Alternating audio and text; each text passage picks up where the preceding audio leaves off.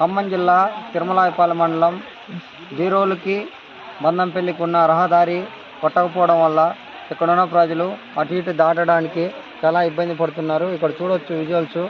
ఇక్కడ ప్రజలు దాటడానికి అందులో నుంచి దిగి చుట్టూ వెళ్ళడం జరుగుతుంది.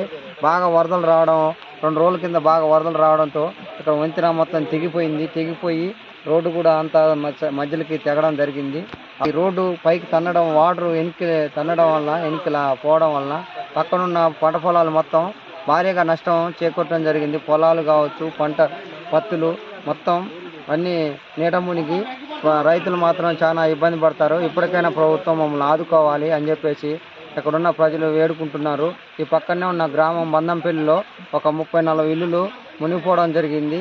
ఇక్కడ పైకి వాటర్ వెళ్ళడం వల్ల ఇటు చుట్టూ తిరిగి వచ్చి ఊరి మీద పడి ఆ పైనుంచి ఊరి నుంచి పోవడం వల్ల అక్కడ ఉన్న గ్రామంలో ఉన్న ఇల్లులన్నీ మునిగిపోయి నీట మునిగి